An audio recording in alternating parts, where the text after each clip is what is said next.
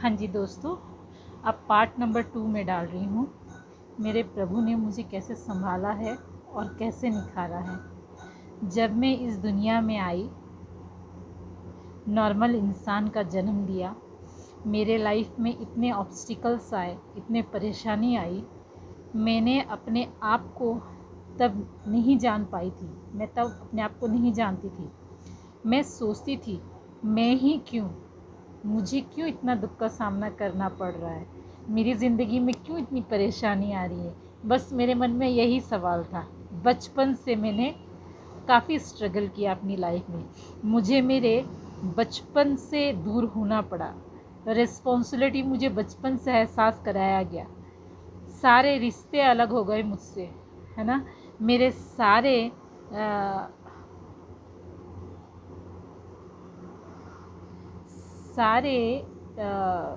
ये सारे चीज़ों के बाद भी कभी ऐसा नहीं आशा नहीं छोड़ी।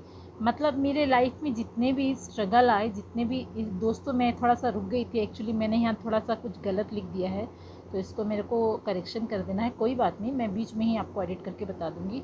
एक्चुअली दोस्तों, मेरे लाइफ में जितने भी मेरे को जितनी भी जो भी कोई परेशानी का सामना करना पड़ा, जो भी कोई तकलीफ़ आई मेरी ज़िंदगी में, जो भी कोई ऑब्स्टिकल्स आया, उसके बाद भी मैं कहीं ना कहीं आशा का उम्मीद नहीं छोड़ी। मैं हमेशा कोई ना कोई, जैसे ऐसा लग रहा था मुझे कि जो मेरा हाथ थामा हुआ है वो जानता है मेरे बच्चे को कैसे और हम कहाँ निखारें, कैसे अपने बच्चे को अपनी आत्मा को की पहचान करवाएं। तो बस मेरी लाइफ का डायरेक्टर और प्रोड्यूसर जो था ना, जो हमारे ईश्वर जो थे ना, बस मुझे इतनी चोट, इतनी तकलीफ़, इतना दुख मिलने के बाद भी जब मैं आशा नहीं छोड़ती थी, वो जो आशा में जो थी ना, वो आशा की किरण जो है मेरे परमात्मा से जुड़ा हुआ था, जो कि मैंने कभी भी उस दुख तकलीफ़ का हाथ नहीं छोड़ा।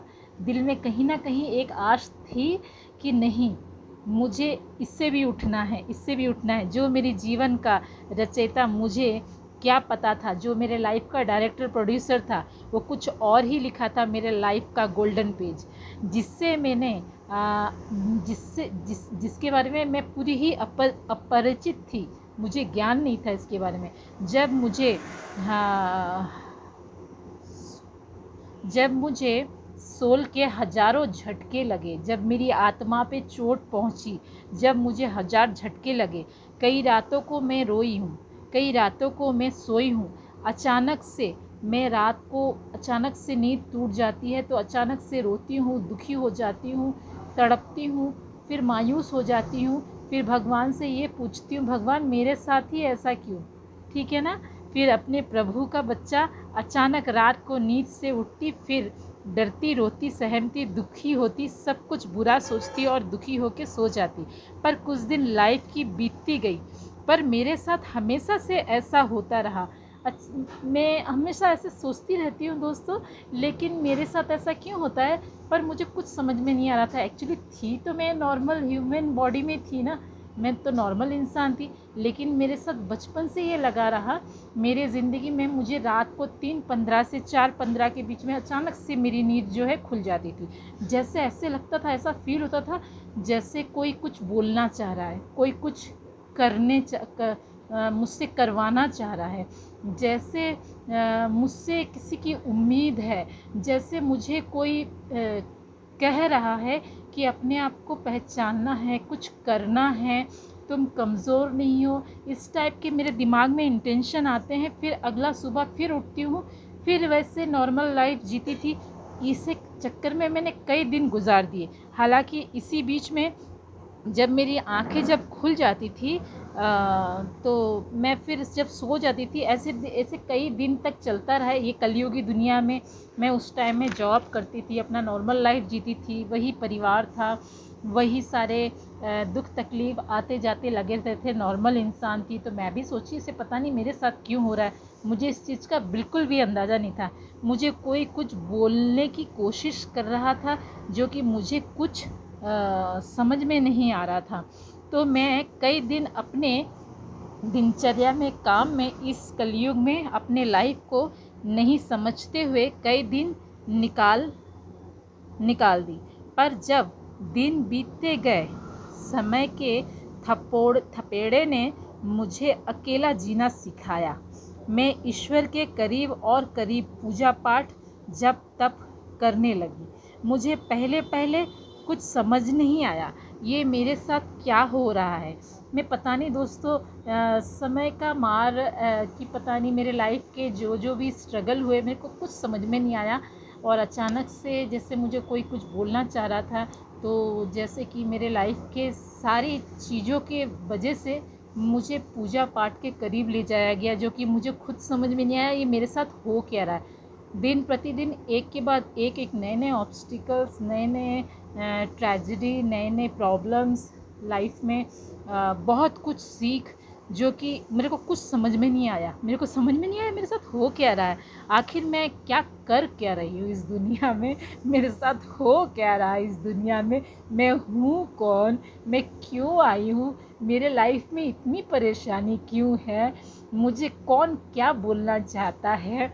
तो मैं इतना पूजा भी कर रही हूँ फिर भी मुझे कुछ समझ में नहीं आ रहा है। ऐसे करते करते दोस्तों दिन बीतते गए। जब मैं जब तप करने लगी तो मुझे फिर भी समझ में नहीं आया तो ये मेरे साथ क्या हो रहा है। पर जो भी कुछ उसी दौरान परेशानी आई मेरे लिए, मैं सबको पहचान करने में मेरे प्रभु ने मुझे अपने आप से हमेशा जोड़ कर रखा। हालांकि मैं जब उस टाइम में इतने परेशानी में भी पूजा करती थी ना, तो मेरे प्रभु ने मुझे अपने साथ ही जोड़ के रखा, अनजाने बस से ही। भले ही मुझे कुछ मालूम नहीं था, बस मैं इतना जानती थी मैं भगवान की पूजा पाठ करती हूँ, जब तप करती हूँ, उनकी मंत्र का जाप करती हूँ। मुझे अजीब सा लग रहा था, लेकिन फिर भी मैंने उनका हाथ कभी नहीं छोड़ा, ना ही वो मेरा हाथ छोड़े। मेरे हाथ तो वो उस टाइम भी नहीं छोड़े थे जब मैं उनको जानती नहीं थी, मैं उनका इतना पूजा भी नहीं करती थी, भक्ति भी नहीं करती थी। क्योंकि ये विधि का विधान होता है दोस्तों, ये पहले से लिखा जा चुका होता है। हम तो नहीं देख सकते हैं अपनी ज़िंदगी के आगे के बारे में, लेकिन ईश्वर को सब पता रहता है कि मेरा बच्चा कब मेरे शरण में आने वाला है और किसके ज़रिए आएगा और कब उसको मेरी मदद की ज़रूरत पड़ेगी। तो वो तैयार हमेशा बैठा रहता है। जब मैं उनकी पूजा भी नहीं करती थी, क्योंकि वो रचयिता है इस संसार के, उनको सब पता होता है किसके और कब क्या करना चाहिए किसके साथ। उन्होंने मेरा मार्गदर्शन कराया। मुझे मेरे इस 3D बॉडी में, 3D बॉडी मीन्स ये जो हमारा जो कलयुग रूपी में जो हम हाड़ मांस का शरीर पाए हैं ना, उसको हम 3D बॉडी बोलते हैं।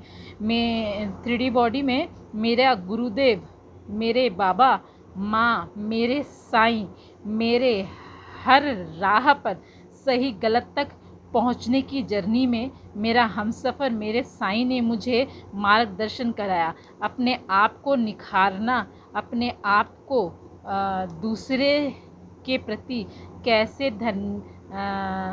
दया भाव में, सेवा भाव में रखना है, दूसरों को, दूसरों का और अपना कैसा ख्याल रखना होता है।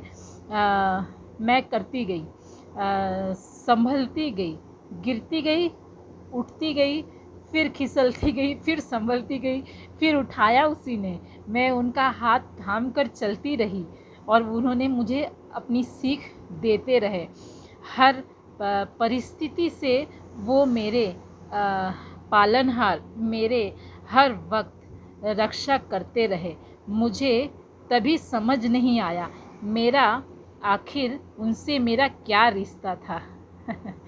मैंने दोस्तों इसके बारे में बताया था ना, मेरे साईं बाबा मेरे ज़िंदगी में कैसे आए, मुझे खुद नहीं पता। मैं एक्चुअली 1.5 साल 1 साल पहले ही शिरडी गई थी। अचानक से जाना हुआ मेरा। अब मुझे पता नहीं था, मैं पूजा पाठ कर रही थी तो मैं भटक रही थी, जो कि मेरे ज़िंदगी में मुझे जो बोलते हैं गुरुदेव सबसे बड़ा स्थान होता है उनका, तो वो भी भगवान का संजोग था मान के चलिए।